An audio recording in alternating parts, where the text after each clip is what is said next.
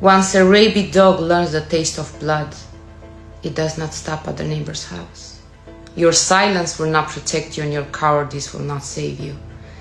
And one day, it will be at your door, your children and your sky in flames. And when that day comes, may you remember this moment when you choose disgrace over courage. The so-called international community. How much disgrace can you gorge before you choke?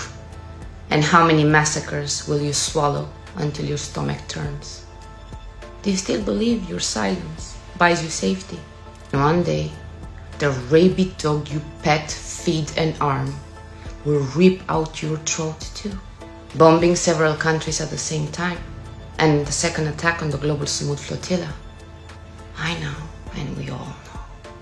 A nuclear power sending drones after powdered milk.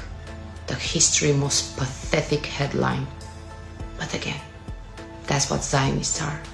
Israel, the undefeated champion of bombing food before it reaches starving mouths. Courage Israeli style, starving children until they cannot cry anymore. The terror entity that hides behind checkpoints, that aims at journalists and bombs schools, that kills from the sky because it cannot face resistance on the ground. Israel, you're not strong, you're terrified. A little coward with fighter jets and sugar daddies. At war with truth, scared of tuna cans and baby formula on 8 ships. A coward so small, it must murder children to feel tall. Israel, history will not crown you, it will spit on you. You will not be remembered as warriors, but as scavengers, as the world's most heavily armed coward.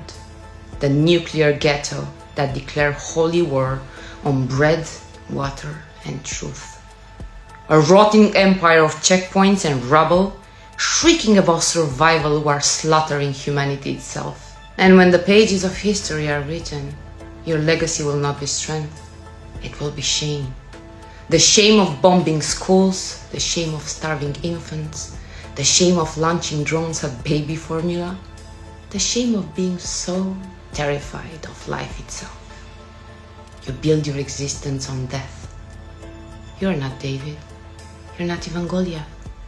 You are the rabid dog gnawing on cribs and caskets, thinking the world would call it strength? A coward with drones. A coward whose very survival depends on the starvation of infants, of butchering of innocents, and stealing their homeland, and the silence of the world.